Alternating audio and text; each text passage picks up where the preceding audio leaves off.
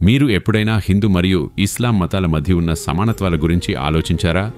ఈ రెండు మతాల గ్రంథాలలో చాలా విషయాలు దాదాపు ఒకేలా ఉన్నాయని తెలిస్తే ఆశ్చర్యం కలుగుతుంది. ఈ సమానత్వాలను అర్థం చేసుకోవడానికి ముందు ఈ రెండు మతాల చరిత్రను కొంచెం లోతుగా తెలుసుకుందాం.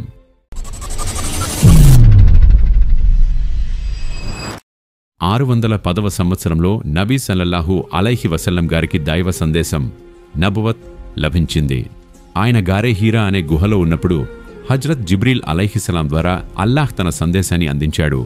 ఆ సందేశాన్ని ఆయన ప్రపంచానికి చేర్చారు. ఇది ఇస్లాం మతం యొక్క స్పష్టమైన ప్రారంభం. హిందూ మత చరిత్ర విషయానికొస్తే దాని మూలాలు చాలా పురాతనమైనవి, కానీ దీనిని ఎవరు ఎప్పుడు స్థాపించారనేది స్పష్టంగా తెలియదు. కొందరు పండితులు హిందూ మతం 5000 సంవత్సరాలకు పైగా పాతదని చెబుతారు, ఎందుకంటే ఇండస్ వ్యాలీ సివిలైజేషన్ నుంచి ఈ మతంతో సంబంధం ఉన్న ఆధారాలు లభించాయి. హిందువులు తమ మతాన్ని సనాతన ధర్మం అని పిలుస్తారు, అంటే శాశ్వతంగా ఉన్న ధర్మం. ఈ మతం వైదిక కాలంలో సుమారు 1500 నుండి 2000 బీసీ వరకు వేదాలు రచించబడిన తర్వాత గుర్తింపు పొందింది. ఇస్లాంలో ఖురాన్ ప్రధాన గ్రంథం కాగా, హిందూ మతంలో వేదాలు, భగవద్గీత, పురాణాలు ప్రామాణిక గ్రంథాలుగా ఉన్నాయి. వీటిలో వేదాలు అత్యంత పవిత్రమైనవిగా భావిస్తారు. హిందూ అనే పదం మొదట్లో మతంతో సంబంధం లేనిది. ఇది సింధు నది ఒడ్డున నివసించే ప్రజలను సూచించేది. సింధు నది భారతదేశం మరియు పాకిస్తాన్లో ప్రవహిస్తుంది. పాతకాలంలో ఈ నది పరిసరాల్లో నివసించే వారిని హిందువులు అని పిలిచేవారు. తర్వాత కొందరు కవులు, రచయితలు ఈ పదాన్ని మతంతో జోడించారు. అలా హిందూ అనే పదం ఈ రోజు మనం చూసే హిందూ మతంతో సంబంధం కలిగింది. అదే విధంగా ఇస్లాం అనే అరబిక్ పదానికి అర్థం దేవునికి లొంగిపోవడం ద్వారా శాంతిని పొందడం. ఈ రెండు పదాలు వేర్వేరు సందర్భాల నుంచి వచ్చినప్పటికీ రెండూ ఆధ్యాత్మిక జీవనాన్ని సూచిస్తాయి. ఇస్లాంలో ఖురాన్ మరియు హదీస్లు మతం యొక్క ఆధారం.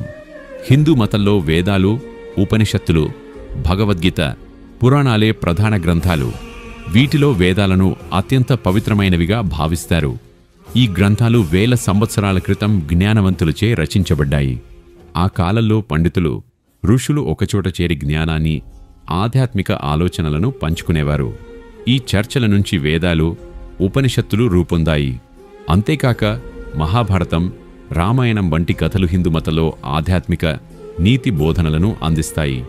ఈ రెండు మతాల మధ్య చాలా సమానత్వాలు ఉన్నాయి. స్వర్గం మరియు నరకం. ఇస్లాంలో స్వర్గం, జన్నత్, నరకం, జహన్నం గురించి నమ్మకం ఉంది. హిందూ మతంలో కూడా స్వర్గం, నరకం గురించి నమ్మకం ఉంది. బలి. ఇస్లాంలో ఈద్ సందర్భంగా జంతువులను బలి ఇస్తారు.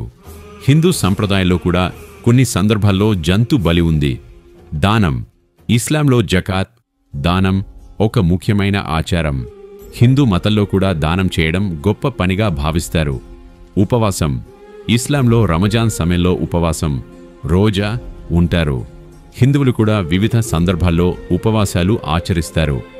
ఈ సమానత్వాలు చూస్తే ఈ రెండు మతాలు మానవ జీవనంలో శాంతి, నీతి, ఆధ్యాత్మికతను ప్రోత్సహించే లక్ష్యాన్ని పంచుకుంటాయని అర్థమవుతుంది. ఇస్లాంలో అల్లాహ్ 1,24,000కు పైగా ప్రవక్తలను పంపినట్లు హదీస్లలో చెప్పబడింది. నబీ సల్లల్లాహు అలైహి వసల్లం వారిలో చివరి ప్రవక్త. హిందూ మతంలో అవతారాల గురించి నమ్మకం ఉంది. ధర్మం కష్టాల్లో ఉన్నప్పుడు దేవుడు మానవ రూపంలో వచ్చి దాన్ని రక్షిస్తాడని వారు నమ్ముతారు. ఈ అవతారాల భావన ఇస్లామీయ ప్రవక్తల భావనతో కొన్ని సమానత్వాలను కలిగి ఉంది, ఎందుకంటే రెండూ దైవ సందేశాన్ని అందించే వ్యక్తుల గురించి మాట్లాడతాయి. హిందూ గ్రంథాలలో ఒక గొప్ప వ్యక్తి అరేబియాలో తన సహచరులతో వస్తాడని, ఆయన శాంతిని వ్యాప్తి చేస్తాడని, గౌరవనీయ కుటుంబంలో జన్మిస్తాడని వ్రాయబడింది. ఈ వివరాలు ఇస్లామీయ చరిత్రలో నబీ సల్లల్లాహు అలైహి వసల్లం జీవితంతో సమానంగా కనిపిస్తాయి. ఉదాహరణకు, ఆయన కురైష్ తెగలో జన్మించారు. ఇది అరేబియాలో గౌరవనీయ కుటుంబం. ఆయన ఖర్జూరాలు, ఆలివ్లను ఇష్టపడేవారు. ఇవి హిందూ గ్రంథాలలో కూడా ప్రస్తావించబడ్డాయి. హిందూ మతంలో కల్కి అవతారం గురించి ఒక నమ్మకం ఉంది. కలియుగంలో అన్యాయం, అధర్మం వ్యాపించినప్పుడు ఒక అవతారం వస్తాడని, అతను ధర్మాన్ని పునరుద్ధరిస్తాడని వారు నమ్ముతారు.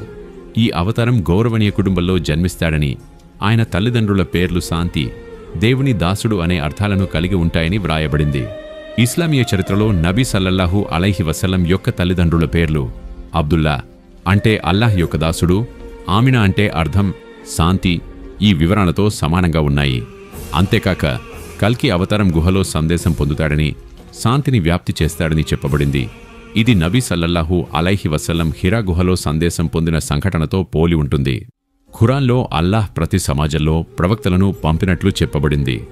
హదీస్ల ప్రకారం 1,24,000 ప్రవక్తలు దైవ సందేశాన్ని అందించడానికి వివిధ సమయాల్లో వివిధ ప్రాంతాల్లో అవతరించారు.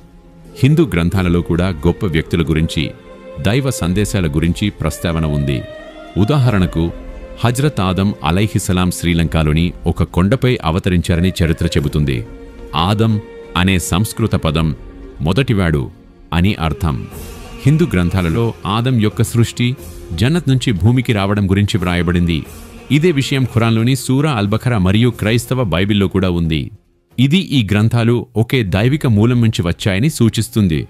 అలాగే హజ్రత్ నూహ్ అలైహిస్సలాం గురించి హిందూ గ్రంథాలలో నోహా లేదా వరదవాడు గా ప్రస్తావించబడింది.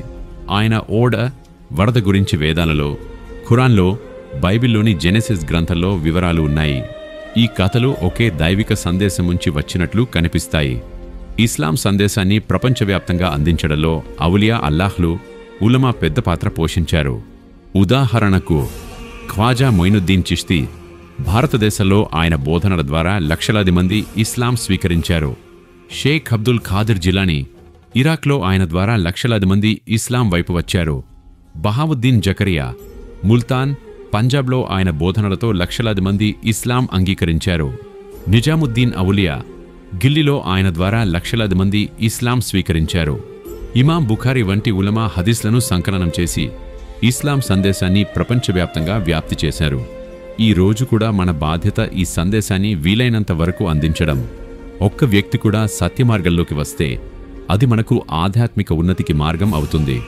హిందూ మరియు ఇస్లాం మతాల మధ్య సమానత్వాలు చూస్తే ఈ రెండు మతాలు మానవ జీవనంలో శాంతి, నీతి, ఆధ్యాత్మికతను పెంపొందించే లక్ష్యాన్ని పంచుకుంటాయని తెలుస్తుంది. ఈ గ్రంథాలు, చరిత్రలు మనకు ఒక గొప్ప సందేశాన్ని ఇస్తాయి. మనమందరం ఒకే దైవిక సత్యం వైపు పయనిస్తున్నామని. ఈ విషయాల గురించి మీ అభిప్రాయం ఏమిటో కామెంట్లో తప్పక చెప్పండి. ఈ వీడియో మీకు నచ్చినట్లయితే లైక్ చేసి షేర్ చేయండి. ఇలాంటి మరిన్ని వీడియోస్ కోసం మా ఈ ఛానల్ను సబ్స్క్రైబ్ చేసుకోండి. Yours voice of Islam Telugu.